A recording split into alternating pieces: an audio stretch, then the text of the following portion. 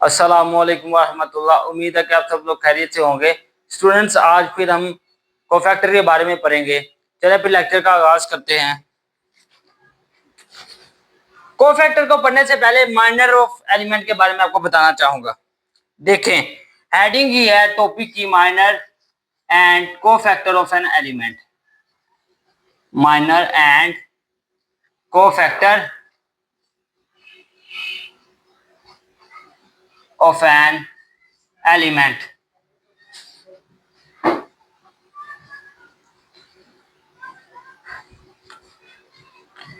और आपको ये भी पता होगा कि हमने जितनी भी अभी तक बात की है वो मैट्रिक्स के बारे में बात की है। लिहाजा जो हमने कोफैक्टर या माइनर निकालना है किसी भी एलिमेंट का, वो मैट्रिक्स का ही एलिमेंट होगा जिसका हमने माइनर या कोफैक्टर निकालना है। ठीक है, अब माइनर ऑफ एन एलिमेंट क्या होता है उसको डिस्कस करते हैं। उसकी डेफिनेशन मैं लिख रहा हूं इधर। माइनर ऑफ एन एलिमेंट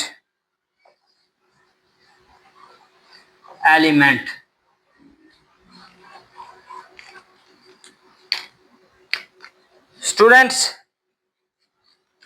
इसमें भी हम स्क्वायर मैट्रिक्स की बात करेंगे। डेफिनेशन देखें क्या कह रहा है। Let us consider a square matrix.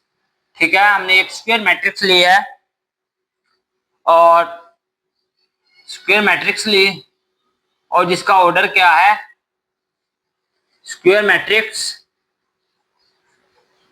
Of order small n, जिसका ऑर्डर क्या है, स्मॉल एन है। स्क्वायर मैट्रिक्स हमने ली है। Then the minor of n element, जिस एलिमेंट का हमने माइनर निकालना है वो, लेट्स सपोज हमने निकाल लिया कि वो स्मॉल ए आई जे है।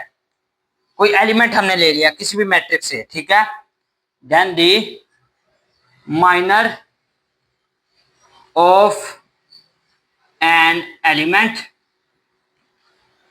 ठीक है, और वो क्या है हमारे पास, स्मॉल ए आई जे, ये है। और माइनर जब निकालते हैं तो हम उसको डिनोट किससे करते हैं वो भी उसने बताया हुआ है। वो उसने कहा है बड़ा एम और आई जे, स्मॉल आई जे। ठीक है, डिनोटेड बाय बड़ा एम और आई जे इज द डिटर्मिनेंट। ये डिटर्मिनेंट होता है आपके पास। ठीक है, is the determinant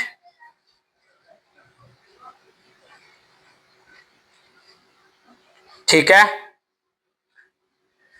formed by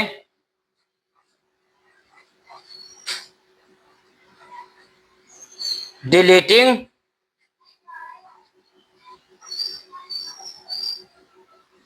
the ith row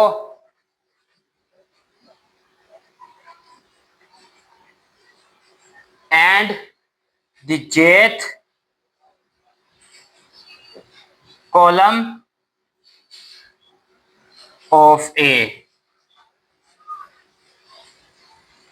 students, ये मेरे से एक मिस्टेक हो गई थी। जो हेडिंग है इस टॉपिक की वो ये है, minor and cofactor of n element और इट्स डिटर्मिनेंट। ये साथ एडिशन करते हैं इधर, और its determinant.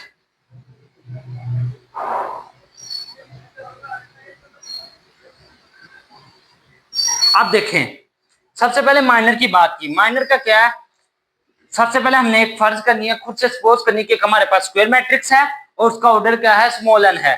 Then the minor of n element, जिस एलिमेंट का हमने माइनर निकालना है, लेट्स सपोज हम निकालिए कि वो स्मॉल ए आई जे है, डिनोटेड बाय माइनर। जब हम किसी भी एलिमेंट का फाइंड आउट करते हैं तो हम उसे डिनोट इस सिंबल से करते हैं। ठीक है, एम आई जे।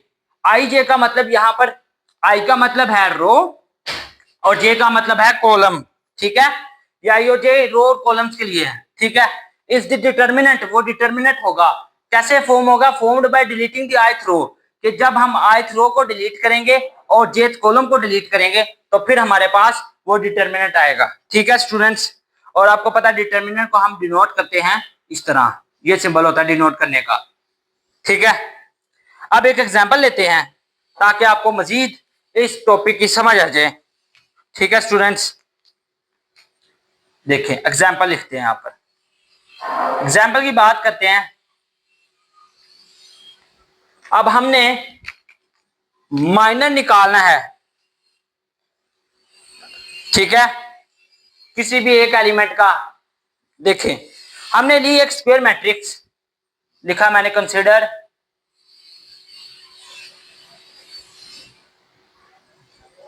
आ स्क्वायर मैट्रिक्स। एक मैंने स्क्वायर मैट्रिक्स ली, कितने ऑर्डर की? 3 ऑर्डर की, of order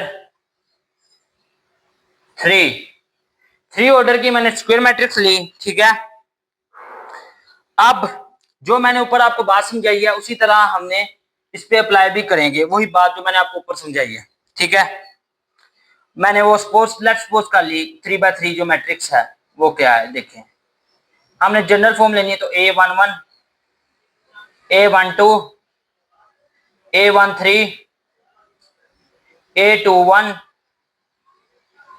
A22 A23, last पर A31 A32 और A33।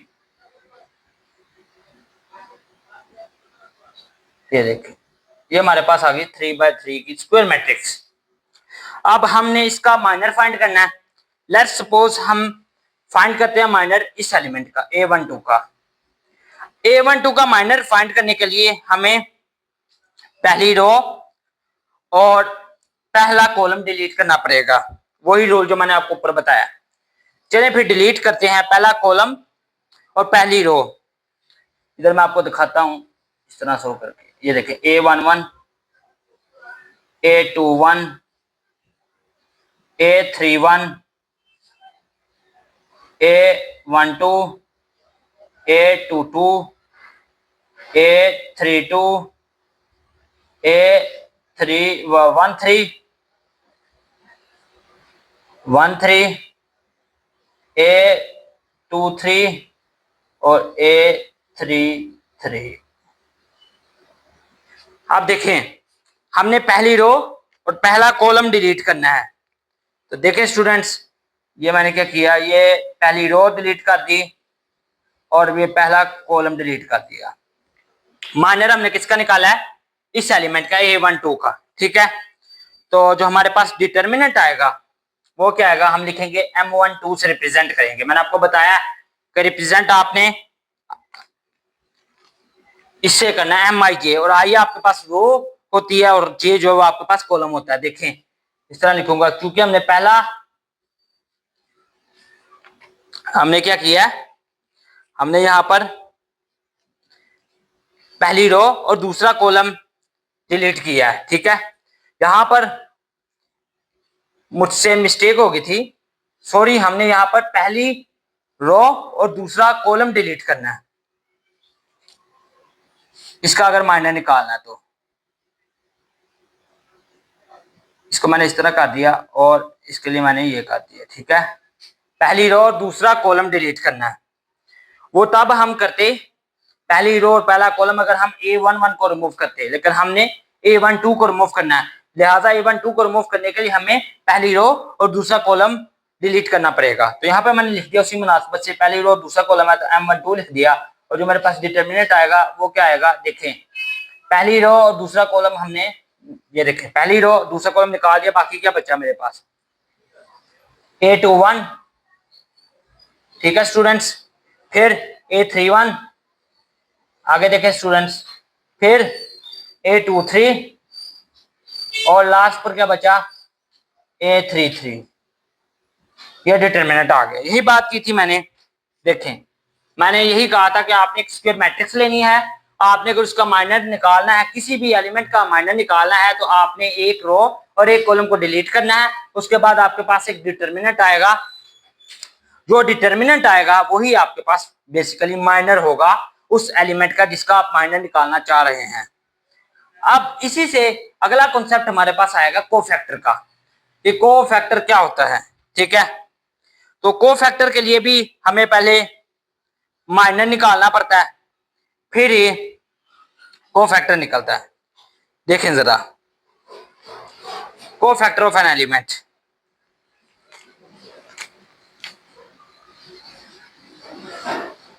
Cofactor of n element, इसमें बस एक मिनिमम सा डिफरेंस होता है, वो बताऊंगा तो कोफैक्टर की डेफिनेशन भी हमारी क्लियर हो जाएगी। The cofactor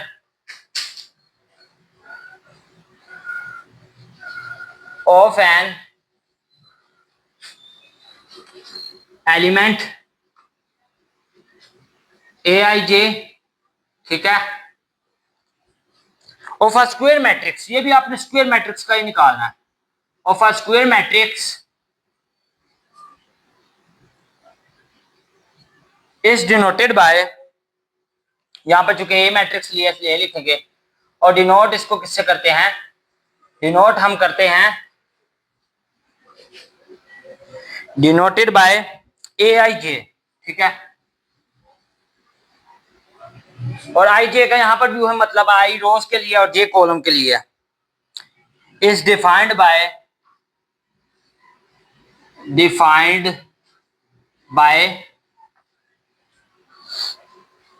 Aij is equal to -1 की पावर i प्लस जे, यानी कि जो आपके पास रो आपने रिमूव करनी है और जो कॉलम रिमूव करना है, उन दोनों की जो नंबरिंग होगी इसको आपने एड अप कर देना है, ठीक है। और साथ आपने जो माइनर निकाला होगा एलिमेंट का वो आपने लिख देना है, तो आपके पास कोफैक्टर आ जाएगा, ठीक है। वही बात है, सिर्फ एक यहाँ पर नई चीज आई है, वो ये कि आपने -1 और उसकी पावर आपने जो आपने रो और जो आपने कॉलम डिलीट किया होगा उसको आपने जमा कर देना है, ठीक है। इसकी भी मिसाल देखते हैं स्टूडेंट्स। फॉर एग्जाम्पल हमारे पास यहाँ पे एक मिसाल है, ये भी जनरल ही है। हम क्या करते हैं, हम A12 का, यानी कि अगर हम कोफैक्टर निकालते हैं, वो जो मैट्रिक्स आगे हमने ली थी ना जिसका हमने माइनर निकाला था, अगर हम उसी के कोफैक्टर निकालें तो देखिए क्या बनेगा। ये देखें जरा, वही मिसाल ले रहा हूं, वही, ये देखें A12 हमारे पास क्या आएगा,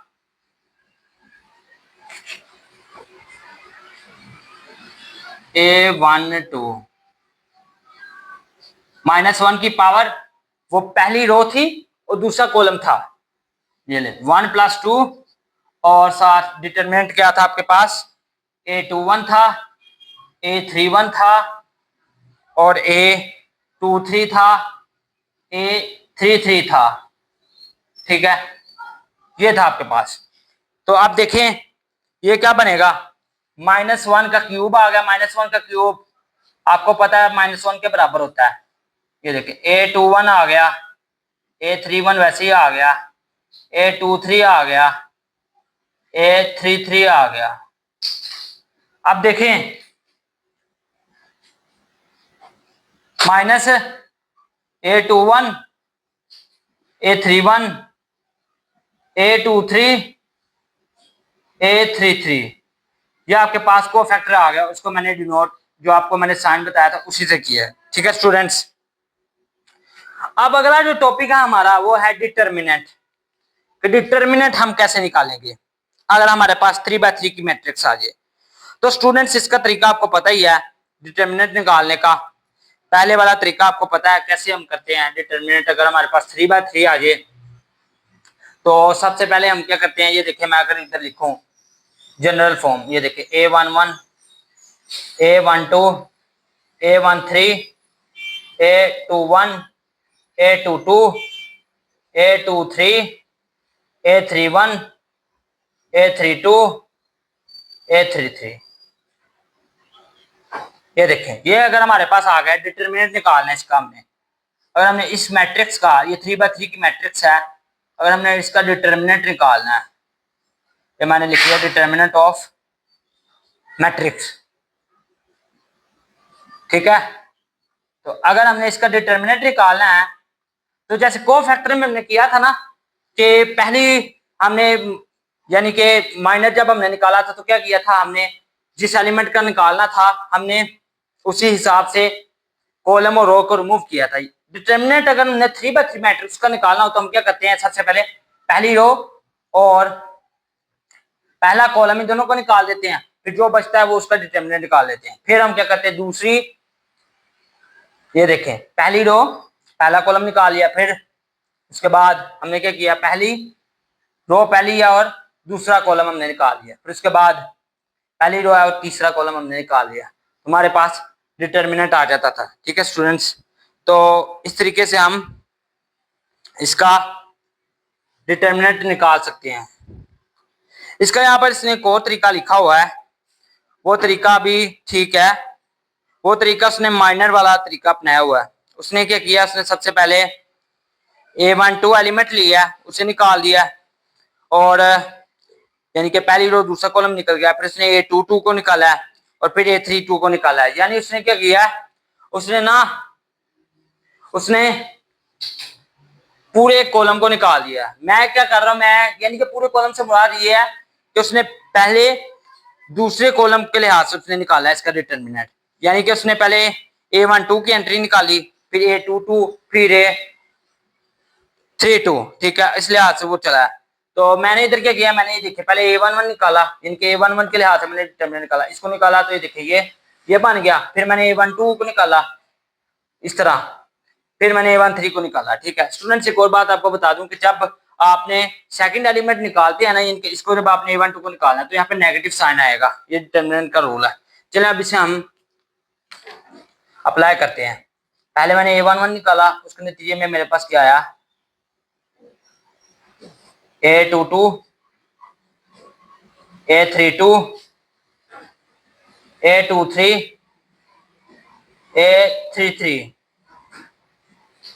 फिर माइनस आएगा। ठीक है, ये ले A12 निकाला, क्या बना, A21, A31 और A23, A33। अब लास्ट हमने A13 जब निकालना है, जब हम तीसरा एलिमेंट निकालते हैं ना, फिर पॉजिटिव साइन आता है, फिर नेगेटिव नहीं आता।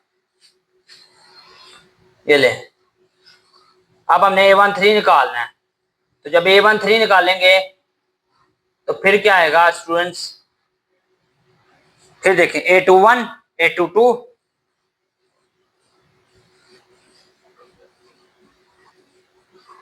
A31, A32। स्टूडेंट्स अब आगे उसी तरह आपने डिटर्मिनेंट का आपको पता है, इसको इसके साथ मल्टीप्लाई करना है और फिर माइनस इन दोनों एंट्रीज को जब आप करेंगे तो फिर आपने इस तरह सोल्व करना होता है। आपको डिटर्मिनेंट का, इनकी जो 2/2 का अगर आपने डिटर्मिनेंट निकालना हो तो आपको वो तरीका पता है, उस लिहाज से आपने करना होता है। ठीक है स्टूडेंट्स, आप देखें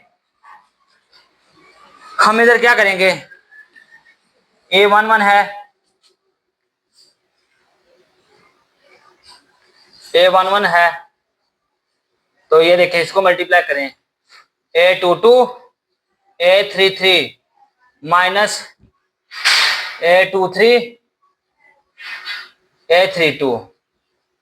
ठीक है, इसी तरह ठीक कर लेते हैं, इधर थोड़ा सा टेढ़ा हो गया, ये A33 इधर।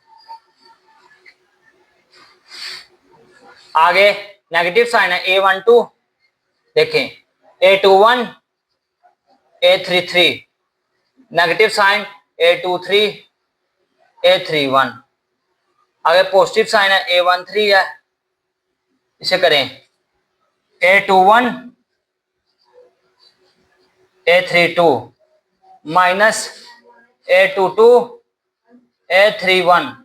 यहां तक अगर आपको क्लियर नहीं हुआ तो आप कमेंट्स में पूछ सकते हैं। अब हमने इसको भी इस तरह मल्टीप्लाई कर देना है, A11 को भी, A12 को भी अंदर मल्टीप्लाई कर देना है, इस तरह सारों को हम अंदर मल्टीप्लाई करेंगे। ये देखें क्या आएगा, A11, ये हमारे पास क्या आ गया,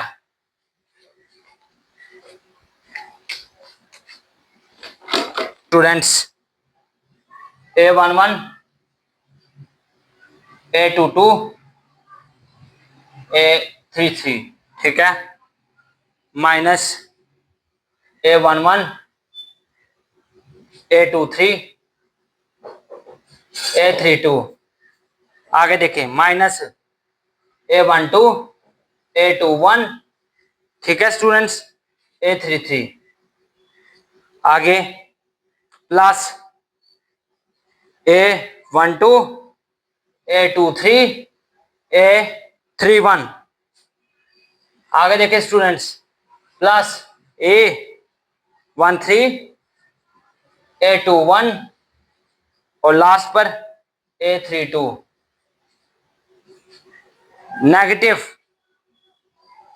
नेगेटिव क्या आएगा, A13 इक्वल डाल दें इधर, ठीक है, A31 A32 negative A13 A22 A31।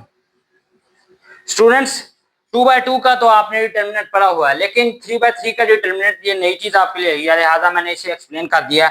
अगर 3/3 के आपने डिटर्मिनेंट यानी कि इसका निकालना हो तो आप लोग इस तरह निकाल सकते हैं, ठीक है स्टूडेंट्स, कोई इशू नहीं है।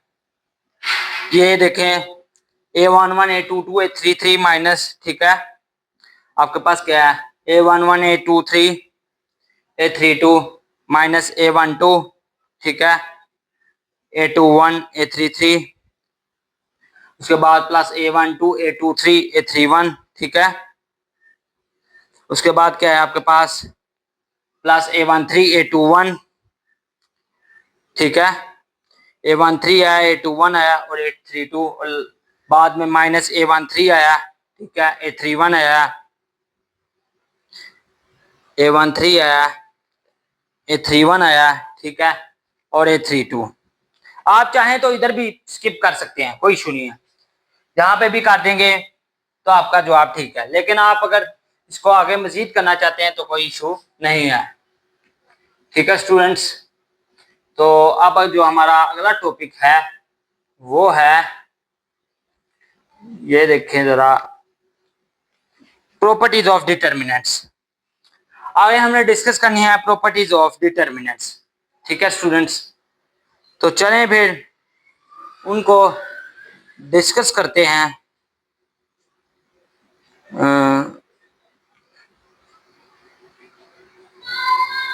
स्टूडेंट्स यहाँ पे एक मिस्टेक हो गई थी, हमने ना ये 2 बार लिख दिया था, ये 6 टर्म्स आएंगे आपके पास, वो भी मैंने ये प्लस का लिख दिया था तो माइनस का लिख दिया था, बाकी सारा आपका जो डिटर्मिनेंट है ना वो इसी तरह आएगा। दोबारा एक बार रिपीट कर दूं, आपने क्या करना होता है जब 3/3 का निकालना हो, 3/3 का डिटर्मिनेंट निकालने के लिए सबसे पहले ना आपने जो कोई भी एलिमेंट जो आपने यानी कि बाहर रखना है, आपने उसको बाहर रख देना। मिसाल के ऊपर मैं पहली रो का पहला एलिमेंट बाहर रख रहा हूँ तो फिर मुझे पहली रो और पहला कॉलम जो है वो डिलीट करना पड़ेगा। फिर उसके बाद अगर मैं दूसरा एलिमेंट पहली रो का रखता हूँ तो फिर मुझे दूसरा कॉलम और पहली रो को डिलीट करना पड़ेगा। और इसी तरह अगर मैं तीसरा एलिमेंट पहली रो का ही बाहर रखता हूँ तो फिर मुझे तीसरा कॉलम और पहली रो को डिलीट करना पड़ेगा, बाकी जो बचेगा वो हमारा डिटर्मिनेंट होगा। ये बात आपने याद रखनी है कि जब आपने दूसरा एलिमेंट बाहर रखना है ना तब नेगेटिव साइन आएगा, और जब आपने तीसरा एलिमेंट और पहला एलिमेंट रखना तब पॉजिटिव साइन ही आएगा। ये डिटर्मिनेंट का रूल है, ठीक है, उसके लिहाज से। स्टूडेंट्स आप इस बात को इस तरह भी याद रख सकते हैं कि आपने याद रखना है पहला एलिमेंट जब आपने निकालना ना तो वो पॉजिटिव, जब दूसरा निकालेंगे तो फिर नेगेटिव साइन आएगा, और जब तीसरा निकालेंगे फिर पॉजिटिव साइन आएगा। चलिए अब हम डिटर्मिनेंट्स की प्रॉपर्टीज को डिस्कस करते हैं, ठीक है, जो इस एक्सरसाइज को सोल्व करने के लिए आपका समझना बहुत जरूरी है। Properties of determinants, properties of determinants. चलिए स्टूडेंट्स फिर आगाज करते हैं। आसान है, बस गौर से सुनिएगा तो आपको इंशाल्लाह समझ आएगी। पहली प्रॉपर्टी को डिस्कस करेंगे।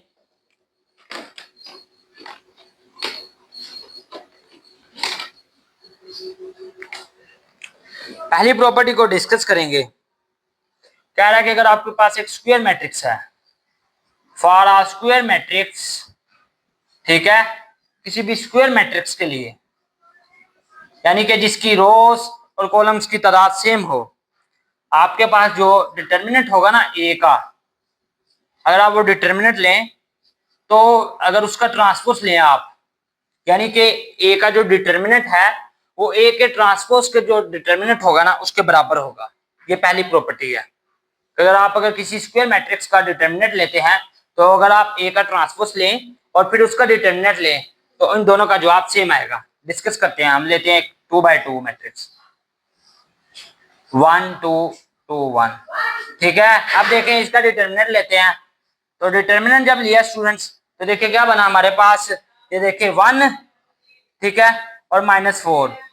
पहले वाला तरीका जब हमने 2x2 का डिटर्मिनेंट निकालना होता है स्टूडेंट, मैं इसको इस तरह रिप्रेजेंट कर देता हूँ ताकि आपको कोई कंफ्यूजन ना रहे। ये ले इस तरह रिप्रेजेंट कर दिया। अब देखें 1 - 4 तो क्या है आपके पास -3। अब दूसरी प्रॉपर्टी यानी कि इसका ट्रांसपोज लेते हैं, का ट्रांसपोज और फिर डिटरमिनेंट निकालते हैं तो फिर क्या बनता है। आप देखेंगे का जब ट्रांसपोज लेते हैं तो 1 2 है, रो में है तो ये कॉलम में चला जाएगा, ठीक है 1 2, और ये भी रो में है तो ये भी आपके पास कॉलम में चला जाएगा। तो ये क्या बन गया 2 1। ये तो मैट्रिक्स ऐसी थी कि इसका जो ट्रांसपोज है वो उसी के बराबर है, ठीक है। देखें अब इसका डिटरमिनेंट लेके देखते हैं। जब हम इसका डिटरमिनेंट लेंगे तो ऑटोमेटिकली वही चीज आएगी 1 2 2 1, तो आपके पास इसका डिटरमिनेंट क्या आएगा -3। तो यहां से साबित हो गया कि अगर हम एक मैट्रिक्स, जो हमारे पास कोई भी मैट्रिक्स गिवन हो सकती है, अगर हम उसका डिटरमिनेंट लें या हम यानी कि अगर हम उसका डिटरमिनेंट लें और फिर इस तरह करें कि हम ए जो मैट्रिक्स है उसको ट्रांसपोज लें वापस उसका फिर डिटरमिनेंट लें तो इन दोनों का जवाब सेम आएगा। ये पहली प्रॉपर्टी थी स्टूडेंट्स। दूसरी प्रॉपर्टी देखें, if in a matrix A 2 rows और 2 कॉलम्स आर इंटरचेंज। अगर हम किसी भी मैट्रिक्स के अंदर ना, किसी भी स्क्वायर मैट्रिक्स के अंदर 2 रोज या 2 कॉलम्स को आपस में इंटरचेंज करें ना तो फिर नेगेटिव साइन हमें बाहर लिखना पड़ता है। ये जरूरी हो जाता है कि हम नेगेटिव साइन बाहर लिखें, ठीक है। जो हमारे पास डिटरमिनेंट आएगा ना रिजल्टिंग, उसके लिए हमें नेगेटिव साइन बाहर लिखना पड़ेगा। यानी कि जब हम कोई 2 कॉलम या 2 रोज को इंटरचेंज करते हैं ना तो फिर जो रिजल्टिंग डिटरमिनेंट आता है वो हमारे पास ये आता है -a का डिटरमिनेंट, ठीक है स्टूडेंट्स। ये आता है, इसको मैं लिखता हूं यहां पर, इस प्रॉपर्टी को। ये भी प्रॉपर्टी यूज होगी हमारे सवालों के अंदर।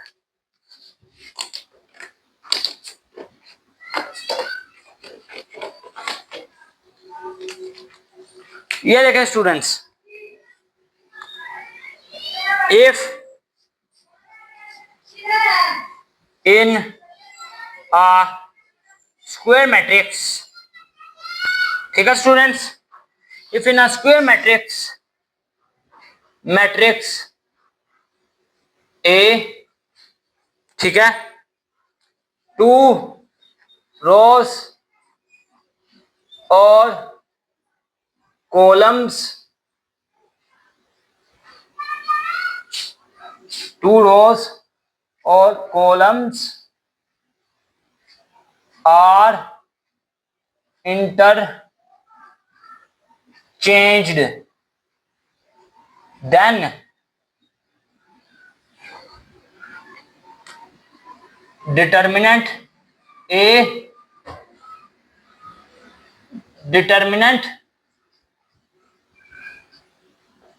of the resulting matrix is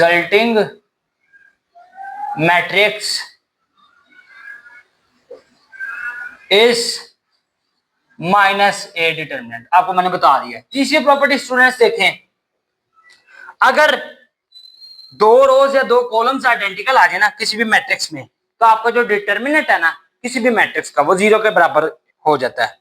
आप देखें ये हमारे पास मैंने लिख लिया 1 2 3 1 2 3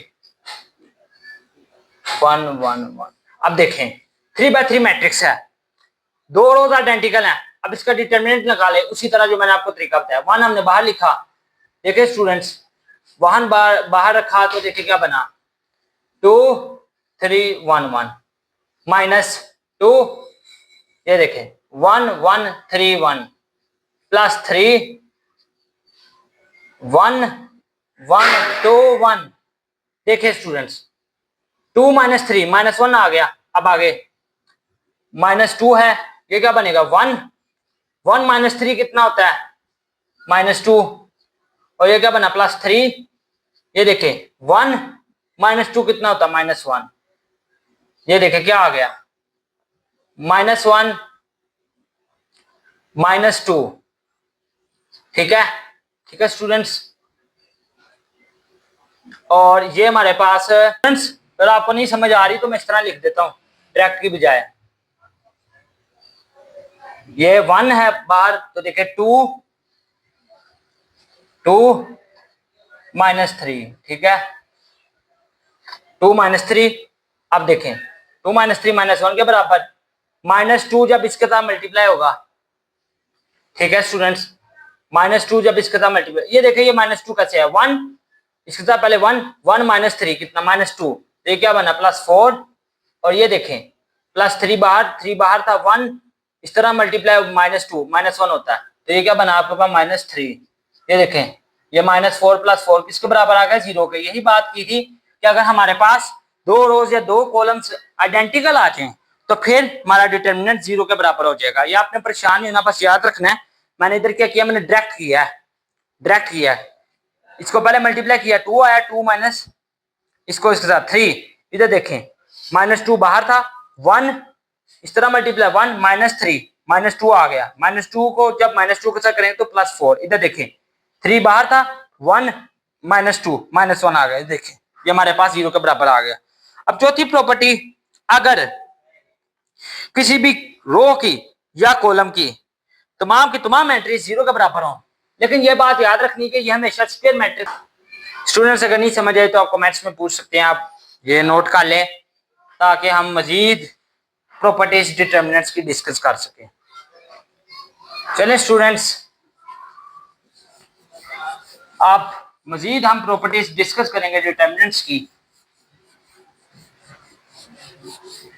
और उसके बाद इंशाल्लाह ताला आज का लेक्चर खत्म करेंगे और फिर इंशाल्लाह कल मुलाकात करेंगे। 8 प्रॉपर्टीज हैं टोटल डिटर्मिनेंट्स की। ठीक है,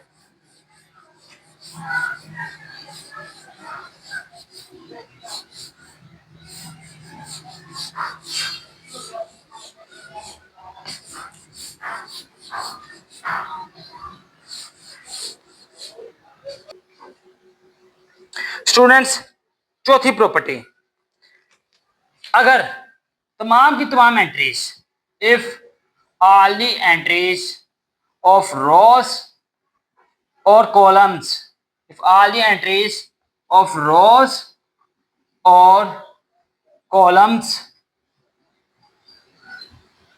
of a square matrix is equal to 0, then determinant A must be equal to 0। कह रहा है कि अगर तमाम एंट्रीज किसी भी रोज की या कॉलम्स की 0 के बराबर हो तो आपका जो डिटर्मिनेंट है वो 0 के बराबर होगा। ठीक है, देखते हैं। चलें स्टूडेंट्स, अब ये मिसाल हमने लिया, मैंने आपको कहा अगर तमाम की तमाम एंट्रीज किसी रो या किसी कॉलम की 0 हो तो जो डिटर्मिनेंट है वो 0 के बराबर आएगा। आइए इसे साबित करते हैं। 0 हमने बाहर लिया, बाकी हमारे पास क्या बना 3 3 2 1 -0। ठीक है, 1 2 2 1 +0 1 2 3 3। स्टूडेंट्स अब देखें आप 0 0 0, अगर हम इनका डिटर्मिनेंट खोल भी दें तो फिर भी जो है ना 0 ही आना है। तो ये 0, इसलिए हमें डिटर्मिनेंट खोलने की भी जरूरत नहीं है, क्योंकि जब डिटर्मिनेंट खोल के भी 0 के साथ मल्टीप्लाई करेंगे तो फिर भी 0 ही आना है। लिहाजा ये बात साबित होगी कि अगर तमाम की तमाम मैट्रिक्स किसी रो की या किसी कॉलम की 0 के बराबर हो तो पूरी की पूरी मैट्रिक्स का जो डिटर्मिनेंट है वो आपके पास 0 के बराबर आएगा। स्टूडेंट्स आज के लिए इतने, कल इंशाल्लाह ताला जो 4 प्रॉपर्टीज रिमेनिंग रह गई हैं डिटर्मिनेंट्स की वो डिस्कस करेंगे, और साथ ही साथ अगर 3/3 मैट्रिक्स का हमने एडजॉइंट फाइंड करना हो तो वो कैसे फाइंड करते हैं वो भी हम कल इंशाल्लाह डिस्कस करेंगे। तो इंशाल्लाह ताला कल आपसे मुलाकात होगी, तब तक के लिए अल्लाह हाफिज, अस्सलाम वालेकुम।